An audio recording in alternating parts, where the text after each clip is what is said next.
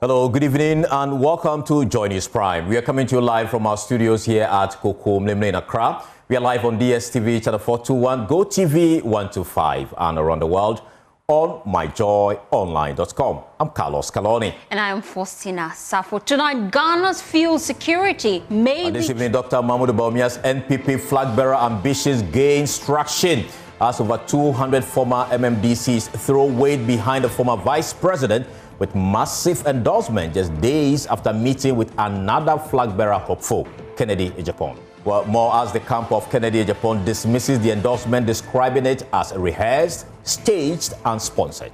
Also tonight, as government prepares to vaccinate more than 2.2 million young girls against the deadly human papilloma virus, known to be the leading cause of cervical cancer and other serious infections, we bring you a report on just how dangerous the virus can be. This is your home of independent, fearless and credible journalism. It's a good time to take a seat and please be our guest.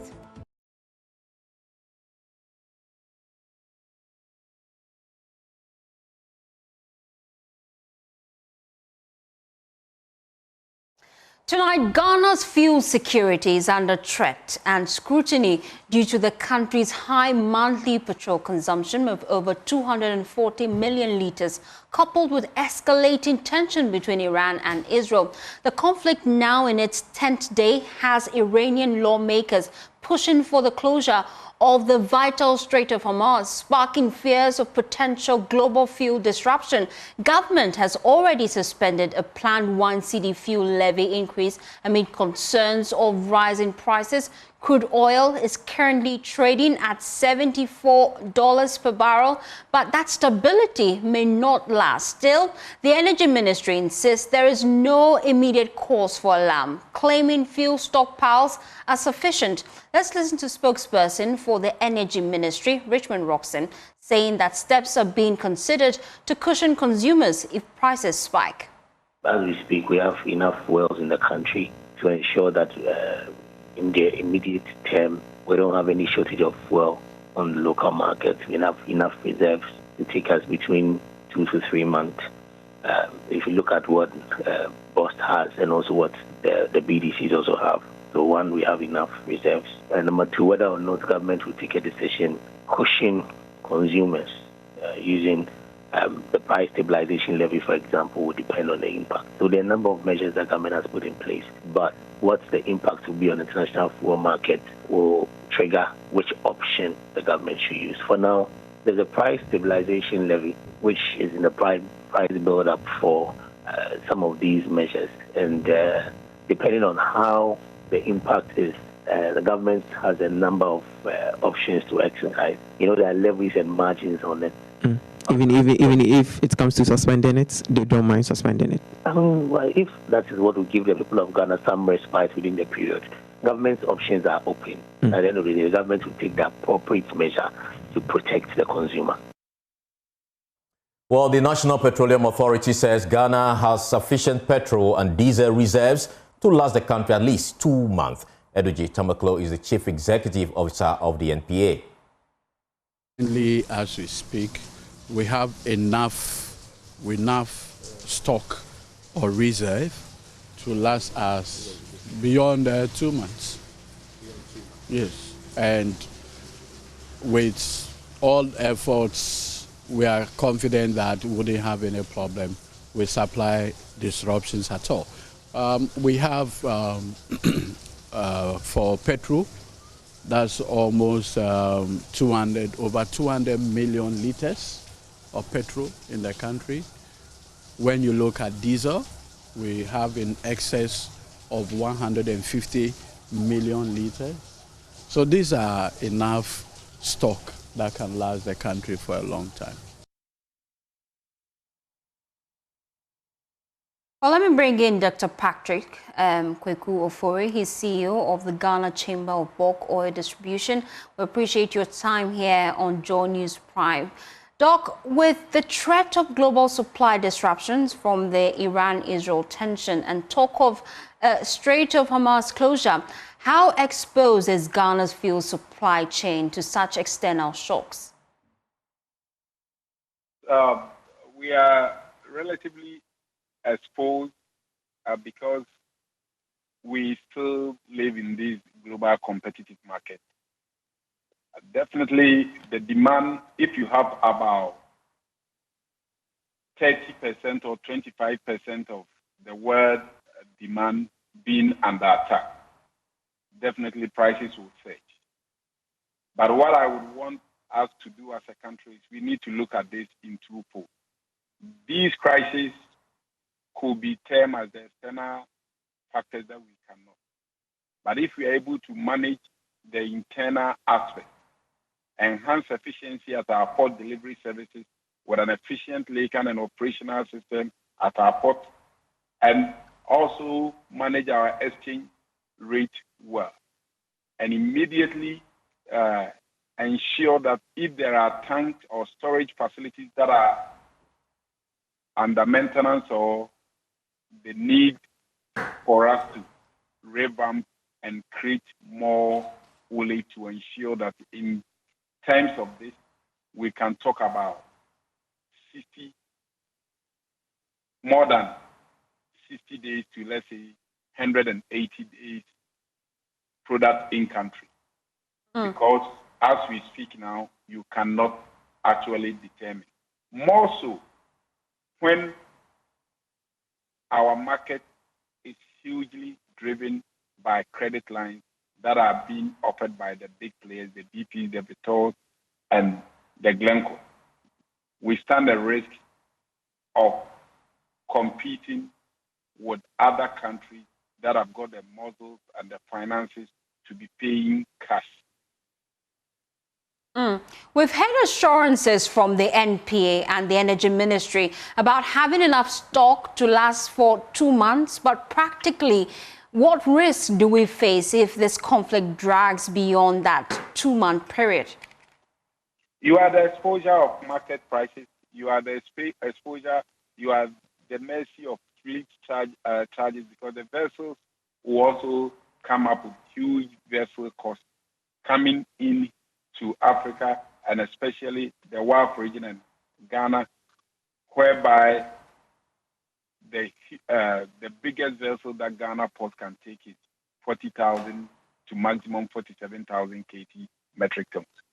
Whereas if we have the infrastructure in that can pick, let's say, 200,000 metric tons, with that you maximize, and the impact of that will not necessarily impact on you greatly.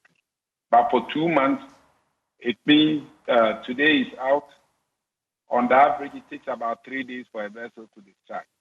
So if you are doing these calculations, you calculate minus those entry point delays and the operational issues that you may have. And don't also forget that in this same period, you are also at the mercy of the weather that you cannot control.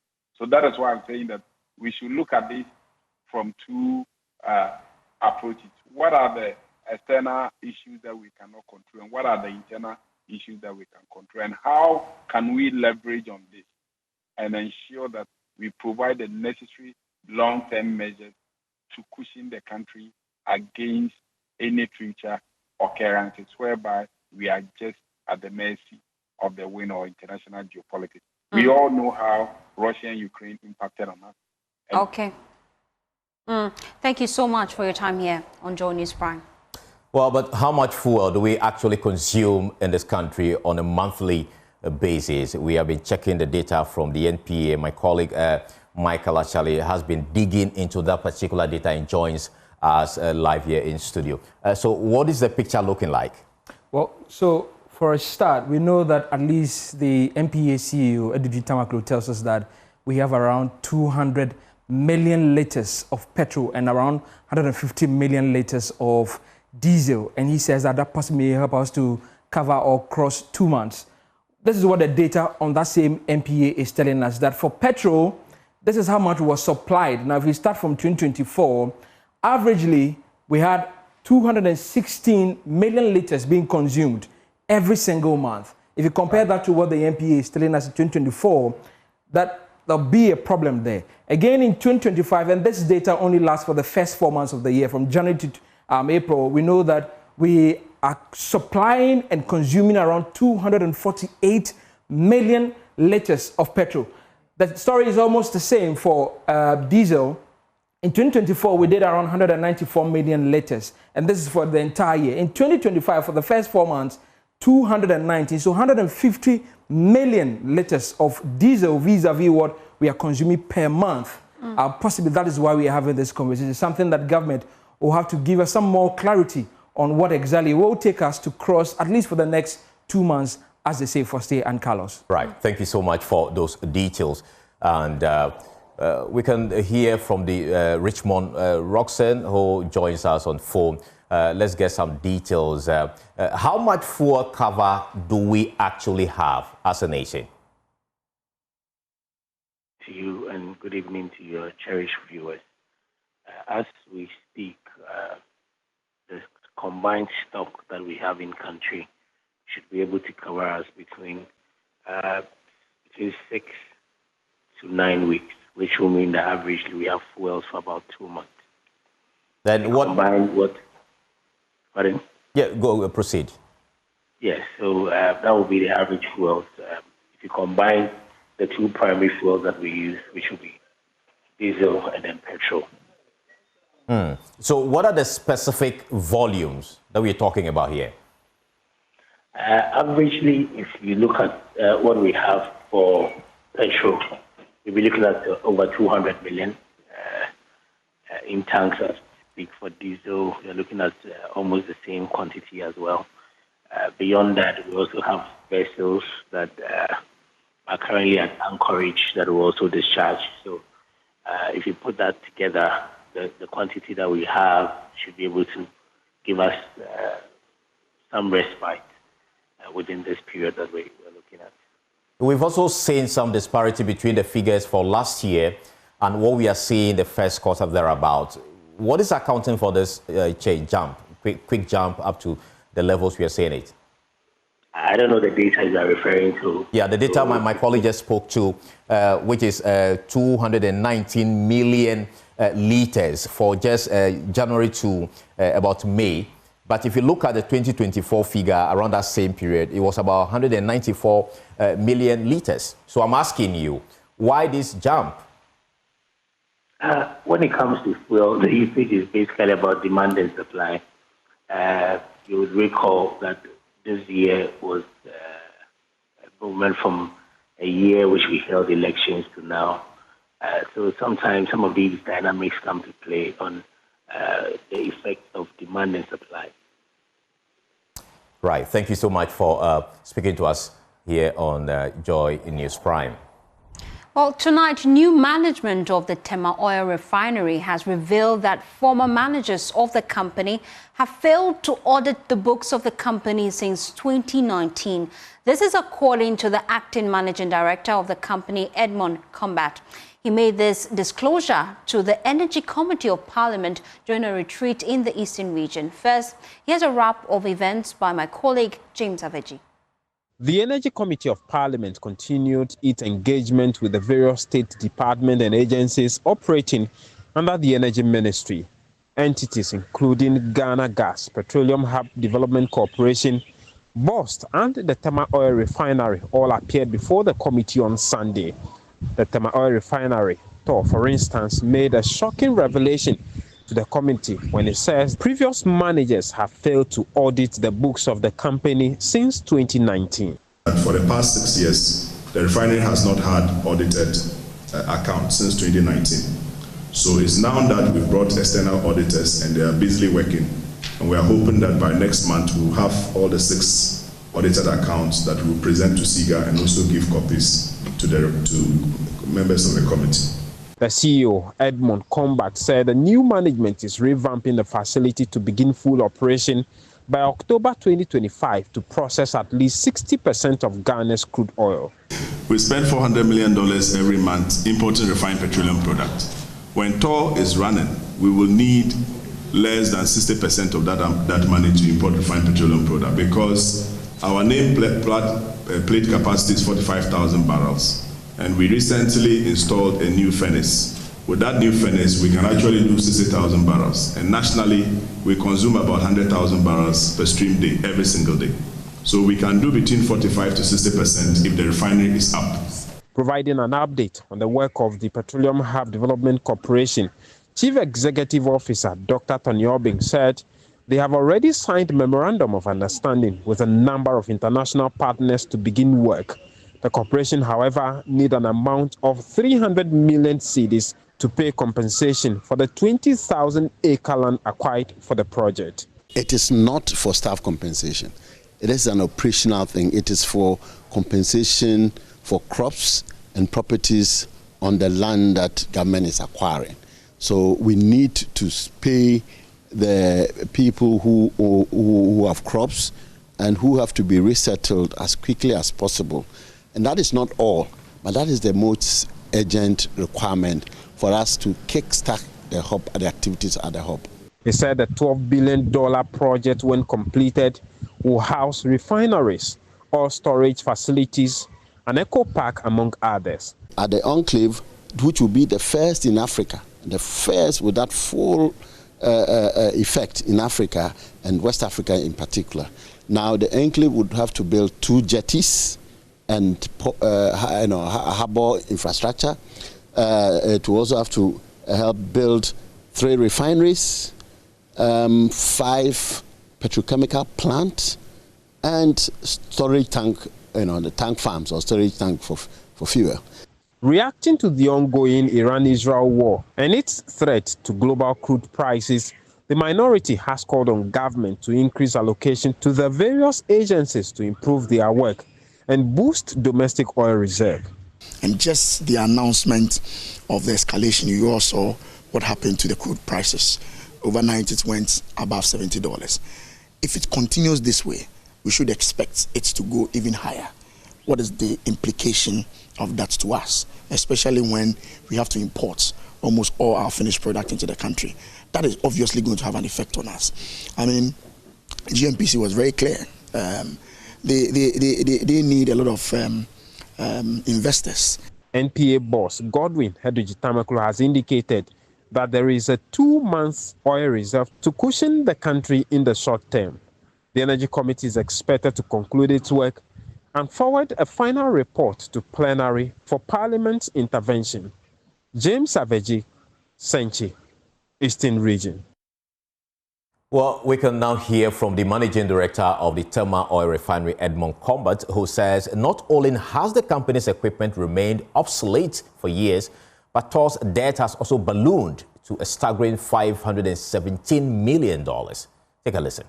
So the debt that we came to meet, which is undergoing verification, was $517 million United States dollars as at close of December 2024. We are doing that verification, and as I mentioned, once we do that verification and authentication of what we have been able to bring down, that will be communicated publicly. Now, what occasion is that? So what occasion it was trade receivable, trade debts, sometimes third parties, and then there were also debts that legacy debts where crude was supplied, it was not paid. There were times that the Ministry of Finance in the past had given some funds to TOR. Some of it, for example, was grants, and then when they entered into the IMF asked them to reclassify it as debt. So those things have accumulated to that amount of money, and I think the last time TOR traded, some of the trades were not hedged. So there was a lot of exposure which led to a lot of debt ballooning. But we are here to make sure that that is stopped and it's not repeated again. Away from that, let's do some politics now. Barely 7 months before the new Patriotic Party flag bearer elections, a group of 220 former metropolitan, municipal and district chief executives, MMDCs, have endorsed Dr. Mahmoud Bawumia, the party's 2024 flag bearer, to lead the party into the 2028 general election. Now, this endorsement comes after a recent visit by the group to Kennedy, Japan, Dr. Bawumia's main rival. The visit sparked speculations that the group may be shifting its allegiance. However, they were quick to clear the air, firmly denying any endorsement of Kennedy, Japan during that meeting. There's more in the following report. Fresh off the back of receiving endorsement from some MPP members of Parliament, Well, the former flag bearer of the New Patriotic Party, Dr. Mahmoud Bawumia, has received another round of endorsements from a different group, former MMDCEs, numbering 220. Well, they say they believe that Dr. Mahmoud Bawumia is the right person to lead the party. At this time that the party has announced the election of flag bearer on the 31st of January 2026, we deem it important to let the rank and file of our party know our thinking and our observations as we choose a leader for the 2028 elections. Following extensive consultation with all aspirants and after a thorough assessment of their vision, their competence and commitment to the MPP progress, we are convinced beyond any reasonable doubt that Dr. Mahmoud Bawumia is the best candidate to lead the MPP today. Now, we know His Excellency Alhaji Dr. Mahmoud Bawumia has been marketed very well before in the country. Every corner, every nook and cranny of this country, you can find Dr. Mahmoud Bawumia there. And we think that the first attempt that he went and he did not make it, the second attempt will be a very good one. We have come to a conclusion that, look, as a party, we don't bother ourselves with the people we like. We are now looking for a candidate who has national appeal and can appeal to the ordinary voter. That's all that we need. Well, Dr. Mahmoud Bawumia, after holding a closed-door meeting with the former MMDCEs, says it was fruitful. Today, you've had approximately 220 MMDCEs have a closed-door meeting with you. What was the meeting about? Well, the meeting was just to appraise them of where I am and then to thank them, most importantly, for their efforts in the 2024 election and to also ask for their support of me going forward. So that was basically, in a nutshell, what we came to do. Thank you.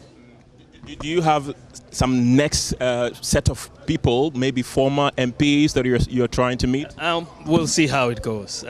We'll take it one step at a time. So this meeting was fruitful? Extremely fruitful. Very, very much so. There are indications that this will not end here. We understand that Dr. Mahmoud Bawumia will meet a different set of political group, but we do not know yet which group that will be. From Alisa Hotel, my name is Kenneth Jesse for Joy News. Meanwhile, as the camp of Kennedy Japan dismisses the endorsement, describing it as rehearsed, staged and sponsored. Now, a spokesperson for the Kennedy Japan campaign, Kwesi Kwarteng, says the camp is unperturbed by the so-called endorsement by the former MMDCEs.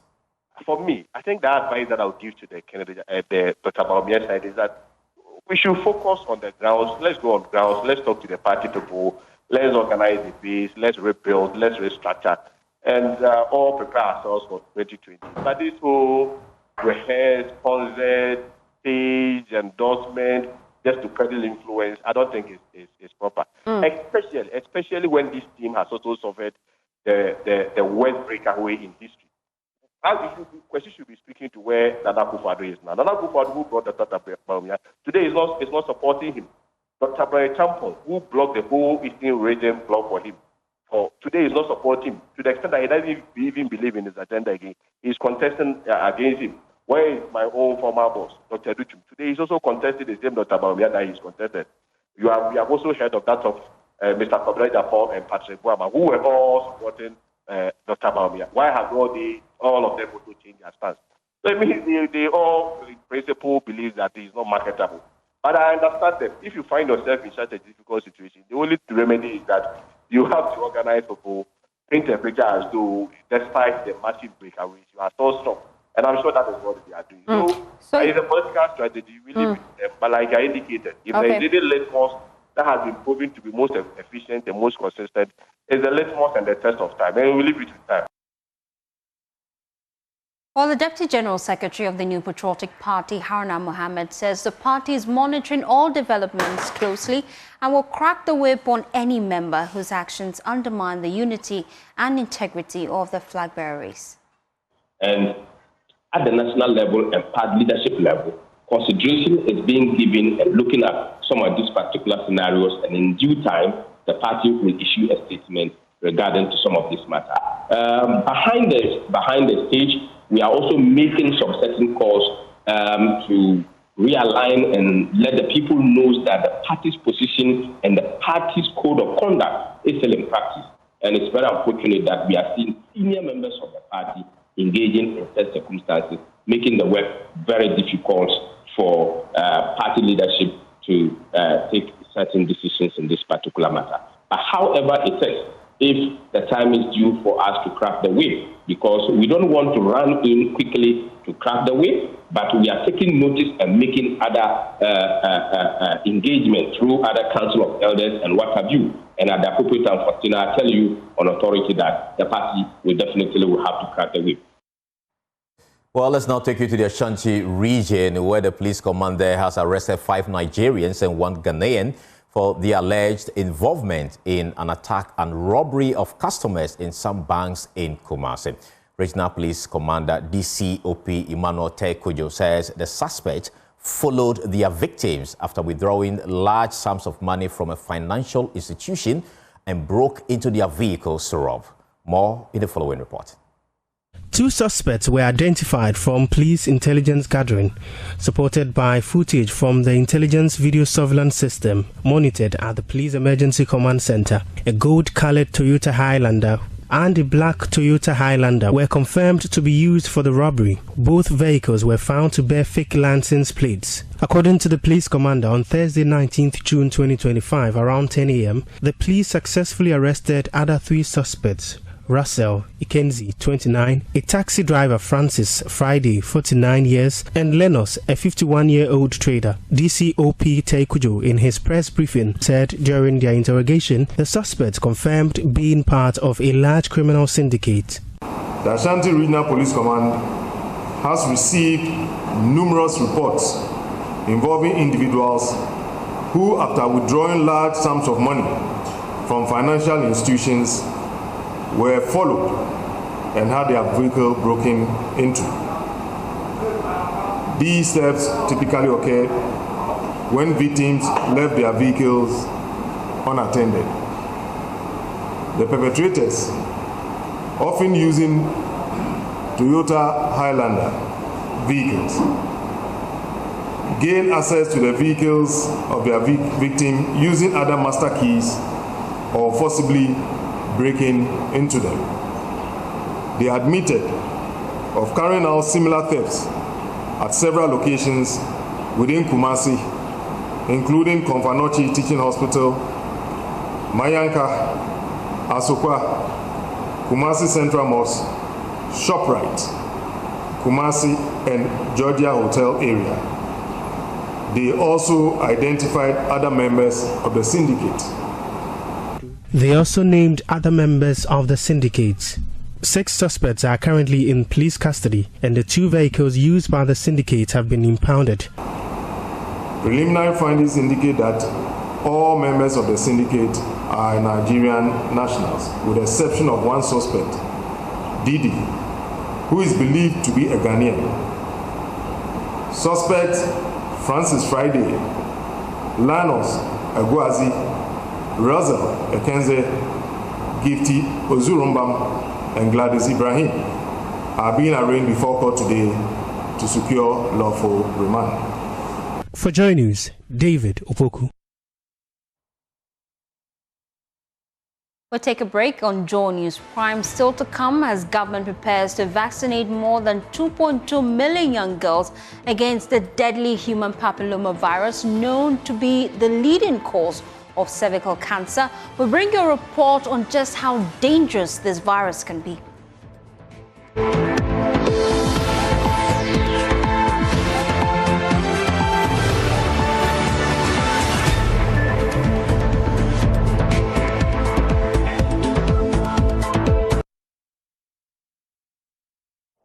Welcome back from the break. Thank you so much for staying with us. Now, more than 2.2 million girls in Ghana are set to receive free vaccination against HPV, the human papillomavirus, a deadly virus responsible for cervical cancer and other serious infections. Now, health workers leading the fight say they are deeply alarmed by the rising infection rates among both men and women, with some extreme cases resulting in severe genital damage. In the following report, head of our health desk, Fred Smith, takes a closer look at the devastating impact of HPV and what you can do to protect yourself. HPV, or human papilloma virus, is a highly contagious and common virus, primarily spread through oral, vaginal, and anal sex, as well as deep kissing. It is the leading cause of cervical cancer in women and is also linked to anal, penile, vaginal, vulva, and throat cancers, particularly through oral sex. Ruth Katamanso, a women's health nurse specialist at the Shai Osudoku District Hospital in the Greater Accra region, is on the front lines of the fight against HPV in her district. The HPV virus is a virus that causes genital warts and other cancers such as the penile cancers, the anal cancers, the oropharyngeal cancers, among others. Doctors warn that HPV often presents no symptoms for years, making it dangerously easy to spread. When symptoms do appear, especially in women, they may show up as small skin-colored warts or bumps around the vagina, often accompanied by a foul-smelling discharge. For men, the risks can be even more severe when they engage in sexual activity with infected partners. Ruth Katamanso explains. Let's take the penile cancers for instance. Nowadays, men engage in sexual activities without protection, and then they always want a woman to be so tight. And you know that when you are having sex with someone and the person is so tight, there is friction, and you are bound to have some bruises on your genital organ. When this woman has this HPV virus, it can easily transfer it to you, the man. And we don't have any screening tool for men to detect whether they have the HPV virus or not. So this virus stays in your body, persists for 10 to 15 years, and then it will give you the penile cancer. Experts recommend routine pap smears, HPV testing, and safe sex practices, including condom use and limiting sexual partners, to reduce the risk of infection. Most importantly, doctors say the HPV vaccine can prevent up to 90% of HPV-related cancers. It is most effective when administered to pre-teens, but also beneficial for adults up to age 45. Fred Smith for Joy News. Ghana's Federation of Disability Organization has called on government to urgently review and re-enact the long-standing Disability Act 715. In commemoration of the National Day of Persons with Disabilities, the president of the Ghana Federation of Disability Organization urged the government that the time to act is now. According to the Ghana Federation of Disability Organizations, education is not just a right or privilege, it is a matter of justice. The Federation argues that true equity and fairness can only be achieved when persons with disabilities are meaningfully represented across all sectors. Speaking to Joy News, President of the Federation, Joseph Achuhomaji, highlighted persistent systemic barriers that continue to limit access and participation for persons with disabilities. He therefore reiterated his call for the reenactment of Disability Act 715 as a critical step towards inclusive national development. Everything we do must be backed by law. So if the Disability Act is not there, then it means we don't have backing of the law to do serious advocacy work.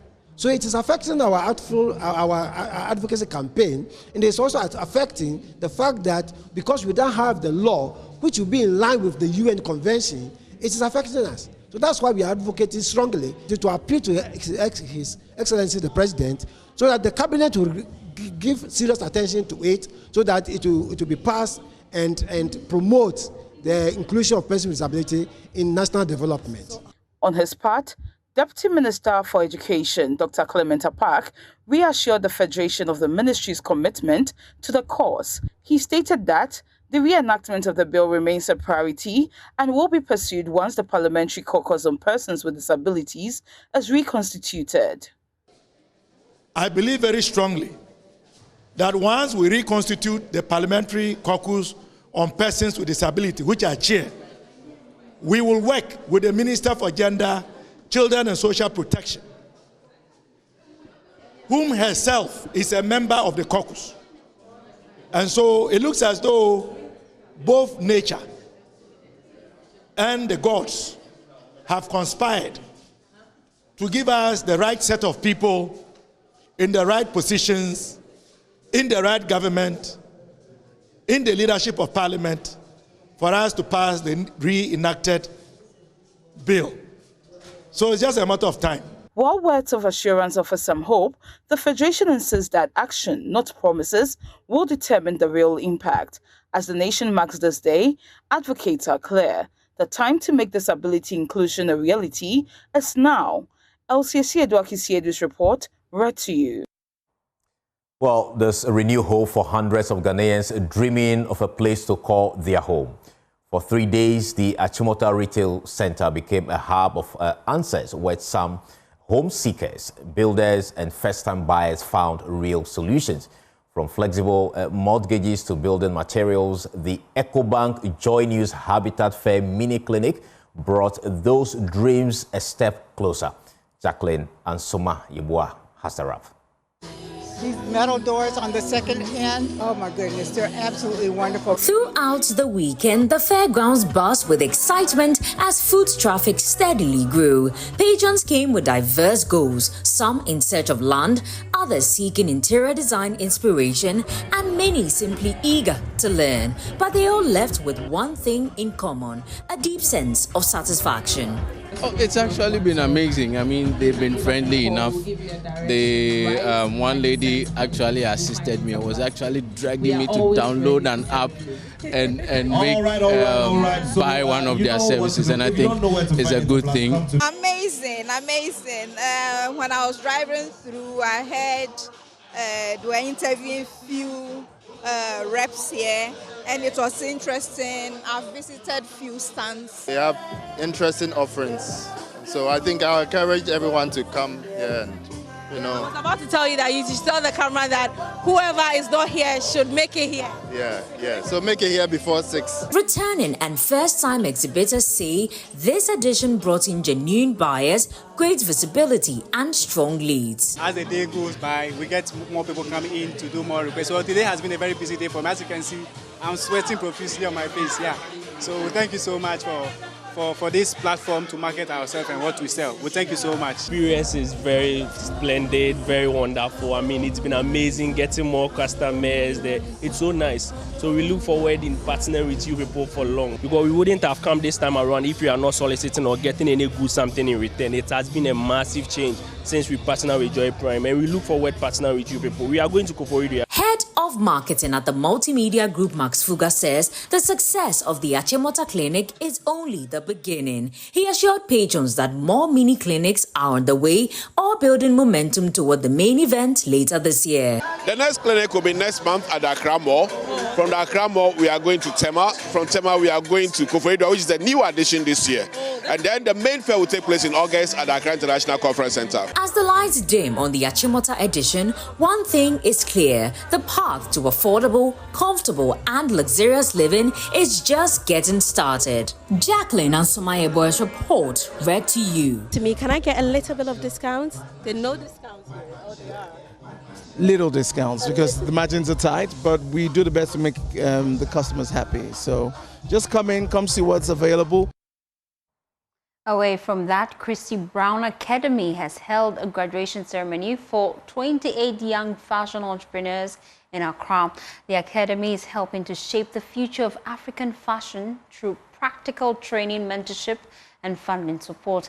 There's more in this report by Maxwell Aklobotu. Christy Brown Academy, in partnership with MasterCard Foundation, is shaping the future of African fashion by training and empowering 28 young creatives with top-tier skills. The graduation was more than just a ceremony. It showcased raw talent, innovation, and bold designs through stunning final collections. Director Aisha Ayinsu emphasized the Academy's goal of using fashion to highlight Africa's potential and tell a powerful, positive story about the continent. I'm a firm believer in the fact that a lot of businesses or entities like ours, even private institutions like ours who have succeeded in positioning Africa the right way globally have a responsibility to sort of groom even more like us, right? Just to create a viable ecosystem for the different industries we find ourselves in. Like I mentioned, mine is in fashion. And what we've mastered the art of creating a product and a brand that is globally, recognizable, globally accepted, and like cherished. Pan-African Capacity Development and Mass Entrepreneurship Lead at Mastercard Foundation, Nene Diallo, encouraged the youth to embrace such initiatives, assuring them that the foundation remains committed to providing support. Young people out there, and that was really one thing that was also important for us, is inclusion, right?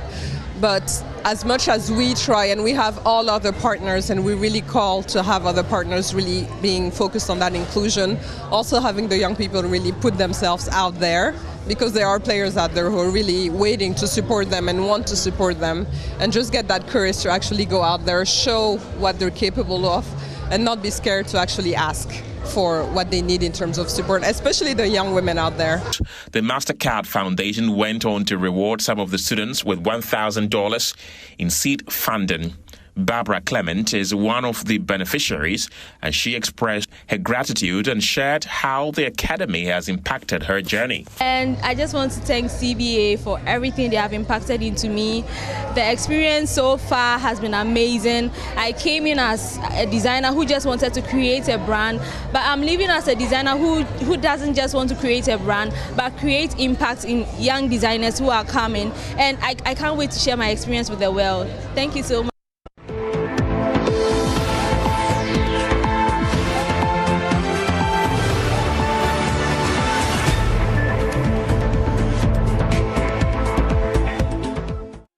Well, it's time for Showbiz, and Queen already is in the studio. Hi, Becky. I get different names every day.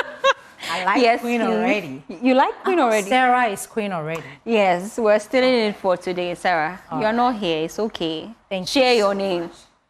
This evening, Fosti, let's talk about Kalsum scenario. On this one, Congratulations. Becky, I'm expecting your appointment as well. How about ambassador to the U.S.? What's going on? Why U.S.? Yeah. Let's go to Barbados. No, so that I can get my visa without the hurdles. Are you paying attention to what's going on in the U.S.? No, please. We will still go. Okay. We'll go and visit and come back, please. Okay. Whilst we're waiting for Fosti to get her visa to the U.S., let's talk about the 2025 Emmy on myjoyonline.com. But before we go, Ziggy Marley and his son Isaiah take E.T. into their studio and explain how the late Bob Marley inspired their new children's book, Pajamin. Well, that's Bob Marley's grandson ending that for us this evening. My grandfather is somewhere. He's dead, yeah. But my grandfather. What would you have liked that he left behind for you? Say that again. What would you have liked that your grandfather left behind for you to leverage on? Well, he left. What would I have? Well, he left the creativity. He used to be a photographer, so yeah. And I'm in front of the camera, so yeah. He left something. Interesting. Becky, we have to go. Yes, it's time. So tell them where to find more news. Thank you for having me, for seeing.